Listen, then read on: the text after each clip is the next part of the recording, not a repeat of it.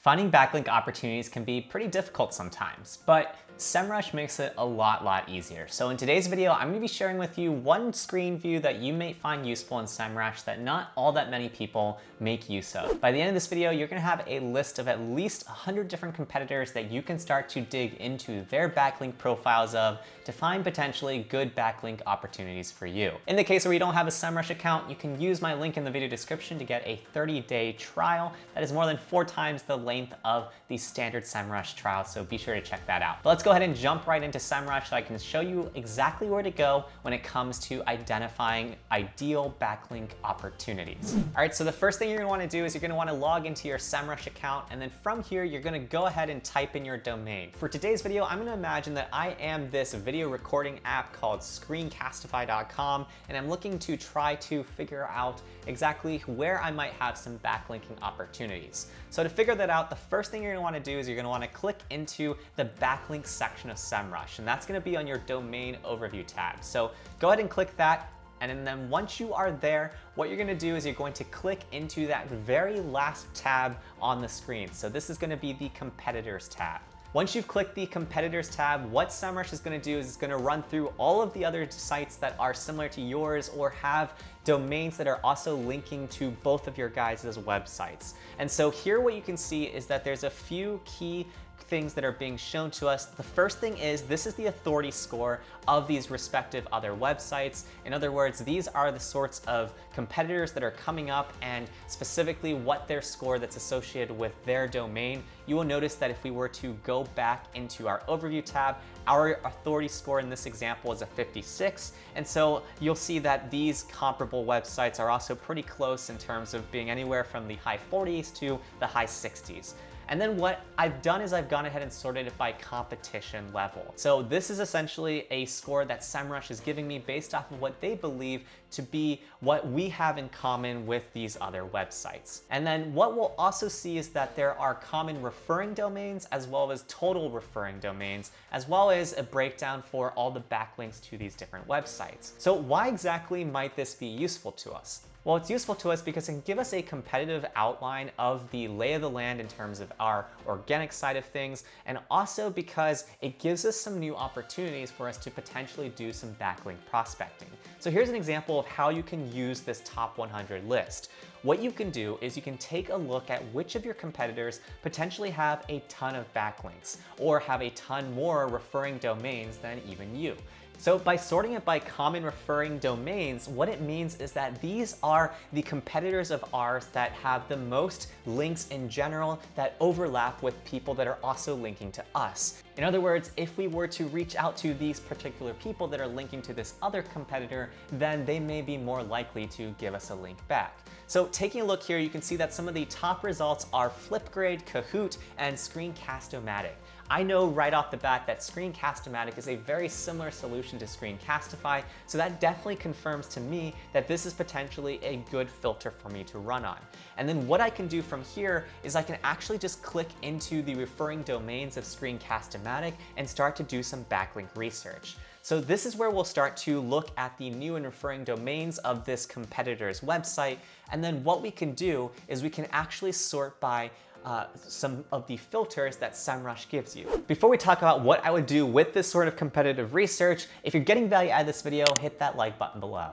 Right off the bat, one of the first things I like to do is I like to look at things that have potentially maybe happened in the last 6 months or so, because these are gonna be fresher links than others, where maybe it's a new post that was recently released, or it's just a recently updated page, so that particular author would be much more likely to update their page once more. And then what I can also do is I can actually start to filter even further. If I know, for example, that Screencastify is a website that sells a lot to different schools and whatnot, well then I might be able to filter down just for the ones that SEMrush has said are related to education that are also linking to Screencast-O-Matic.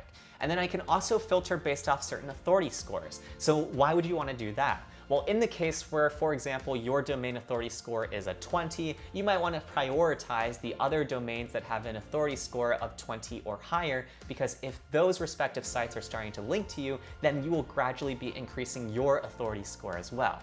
So what I can do is I can just go ahead and set a minimum of 20 or more, And then what that will do is it will start to filter through all of these results to see potentially the best fits for the criteria that I just referenced. So you can see how I've gone from tons of different results now to just the 320 referring domains that are potentially most interesting to me that are currently linking to Screencast-O-Matic. From here, what might I do? Well, what I do is I'd essentially figure out a process for me to start researching who exactly is linking to Screencast-O-Matic at these respective domains. So what you can see here, for example, is as I start to scroll through these websites, some of these websites are actually libraries. And what that means is that they probably are referencing some sort of screen recording software with Screencast-O-Matic. And so what I can do is I can figure out who exactly at this library built the page that is linking to Screencast-O-Matic, or in what nature are they linking to Screencast-O-Matic. And you can see that they are using this sort of video, so maybe this is something in which they are using Screencast-O-Matic to show different video tutorials for their patrons of their library. And so what that could mean is that if I wanted to potentially reach out to them, maybe I'm part of the Screencastify team, and what I can do is I can offer them some sort of free trial so they maybe try my software out instead, and then start to build out backlinks for my respective site.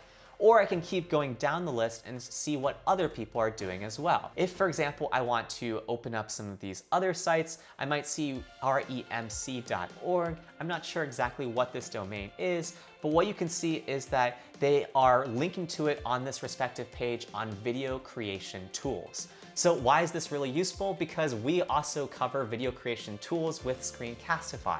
And so in this particular example, what we would want to do is we would get in touch with the respective person that is building this respective page and then work our way in. What you can actually see is that on this page, Screencastify is referenced as an alternative as well. So what we want to do is we want to cross-reference where we've already been linked to, as well as where some of our backlink opportunities are that are currently being linked to other competitors, but not necessarily to ourselves. In my particular example here, it's not as directly easy for me to do because I am using a very clear direct competitor of Screencast-O-Matic, but it would be a lot easier for me to work through this if I were to look at a website that wasn't such a direct competitor. If, for example, I go back a couple pages and I'm now back on that competitors tab, and then I sort by common referring domains, what I can do is I can essentially work my way through other websites that are potentially connected to my niche, but not necessarily a direct competitor of mine. So I know, for example, commonsense.org might be one, people that are linking to Kahoot might be as well, because these are not necessarily people that do the same thing as what my company does, but they are connected to the education world. And the reason why that's really useful is because you can see that in the case of commonsense.org as well as Kahoot, there are over 30,000 different domains linking to these respective sites. And the only overlap we have is really on about 1,000 or so on both of these respective domains. This means that there are potentially thousands of opportunities for us to start doing a backlink building campaign right off the bat. So in the case where you've ever struggled to find backlink building opportunities, here's my recommendation for you. Type in your domain into SEMrush and then go to the backlink section and then select the very final tab for competitors. Then from there, sort it based off of either the most common referring overlapping domains or finding the most referred domains in terms of overall backlink profiles. From this list, what you will find is you will get tons of new pages that you can then run even more advanced filters through. Then you're gonna wanna select the Export Now button in terms of these SEMrush reports, and then sift through that data and then delegate it to a virtual assistant to start researching these respective domains. When researching these pages, you're gonna try to figure out exactly who was the author of this page and then find their contact information. From there, it's a matter of just following what is all out there on the other sides of YouTube in terms of some backlink building campaigns and language that you can use there. Be sure to check out Ahrefs' channel as well as other channels on YouTube that cover this topic more in depth.